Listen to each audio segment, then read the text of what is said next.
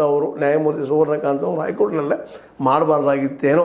ಆದರೆ ಅವರು ಹಠ ಹಿಡಿದ್ರೆ ಇಲ್ಲ, ನಾನು ಈ ಕೇಸನ್ನು ನಾನು ನಡೆಸ್ತೀನಿ ಅಂತೇಳಿ. ಅದು ನೀವು ಯಾಕೆ ನಡೆಸ್ತೀನಿ ಅಂತಿದ್ದೀರಿ ಅಂತೇಳಿ ಈ ನಮ್ಮ ಕೇಜ್ರಿವಾಲ್ ಕೇಳ್ತಾ ಇದ್ದಾರೆ. ಯಾಕಂದ್ರೆ ಕೇಜ್ರಿವಾಲ್ ಮೇಲೆ ಇದೊಂದು ಆರೋಪ, ದೊಡ್ಡ ಗಣಗೋರ ಆರೋಪದ. ಒಬ್ಬ ಸಾರಾಯಿ ವ್ಯಾಪಾರದ ದುಡ್ಡು ಹೊಡೆದಾನ, ಲಂಚ್ ಹೊಡೆದಾನ, ಭ್ರಷ್ಟದಾನ, ಸಾಕಷ್ಟು ಅದಕ್ಕಾಗಿ ಜೈಲಿಗೆ ಹೋಗಿ ಬಂದರು, ಎಲ್ಲನೂ ಮಾಡಿದರು.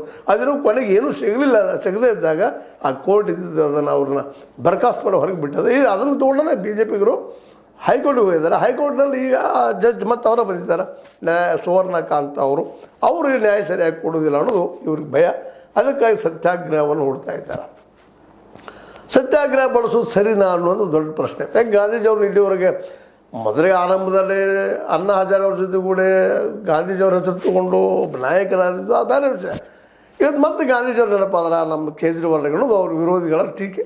ಯಾಕಪ್ಪ ಅಂತಂದ್ರೆ ಇಲ್ಲಿವರೆಗೆ ಮರ್ತಂಗಾಗಿತ್ತು ಗಾಂಧೀಜಿಯವರು. ಈ ಹೊಸದಾಗಿ ಏನಪ್ಪ ಅಂಬೇಡ್ಕರ್ ಅವರು ಮತ್ತು ಅದ್ರ ಜೊತೆಗೆ ಭಗತ್ ಸಿಂಗ್ರ ಫೋಟೋಗಳನ್ನ ಹಾಕ್ಕೊಂಡು ರಾಜಕೀಯ ಮಾಡ್ತಾಯಿದ್ರು. ಆದರೆ ಈಗ ಏಕ್ದಮ್ ಸಡನ್ನಾಗಿ ಕೇಜ್ರಿವಾಲ್ಗಳಿಗೊಮ್ಮೆ ತಮ್ಮ ಅನುಕೂಲಿಸಿದ್ದು ರಾಜಕಾರಣ ಮಾಡಿದ್ದಾರೆ ಅನ್ನೋದೇನು ಸುಳ್ಳಲ್ಲ.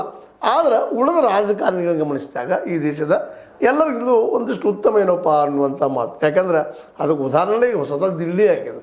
ದಿಲ್ಲಿಯಲ್ಲಿ ಅವರು ಫ್ರೀ ಬಸ್ ಕೊಟ್ಟರು, ಫ್ರೀ ನೀರು ಕೊಟ್ಟರು, ಫ್ರೀ ಎಜುಕೇಷನ್ ಕೊಟ್ಟರು, ಫ್ರೀ ಎಲೆಕ್ಟ್ರಿಸಿಟಿ ಕೊಟ್ಟರು, ಫ್ರೀ ಮೆಡಿಸಿನ್ ಕೊಟ್ಟರು. ಇವೆಲ್ಲನೂ ಗ್ಯಾರಂಟಿ ರೂಪದಲ್ಲಿ ಕೊಟ್ಟು ಇಡೀ ದಿಲ್ಲಿಯನ್ನು ಒಂದು ಮಾದರಿಯ ರಾಜ್ಯವನ್ನಾಗಿ, ಅಂದ್ರೆ ಪೂರ್ಣ ರಾಜ್ಯ ಅಲ್ಲದು ಅರ್ಧ ರಾಜ್ಯ ಮಾಡಿ ತೋರಿಸಿದ್ರು. ಅದನ್ನು ನಾವು ಅವ್ರಿಗೆ ಹೆಚ್ಚು ಕೊಡ್ತೀವಿ, ನಾವು ಅವ್ರಿಗೆ ಗ್ಯಾರಂಟಿಗಳನ್ನ ಕೊಟ್ಟು ಅವ್ರಿಗೆ ದುಡ್ಡು ಹೆಚ್ಚು ಕೊಡ್ತೀವಿ, ಪ್ರತಿ ತಿಂಗಳು 2,500 ರೂಪಾಯಿ ಕೊಡ್ತೀವಿ, ಫ್ರೀ ಬಸ್ ಮಾಡ್ತೀವಿ, ಏನೇನು ಎಲ್ಲ ಕೊಟ್ಟರು ನಮ್ಮ ಬಿ ಜೆ ಪಿಗರು. ಅದರಲ್ಲೂ ಮೋದಿಯವರು ಮತ್ತು ಅವರ ಶಿಷ್ಯಂದಿರಂಥ ರೇಖಾ ಗುಪ್ತಾ ಅವರು ಇವತ್ತು ಸಿ ಎಮ್ ಆಗಿದ್ದಾರೆ.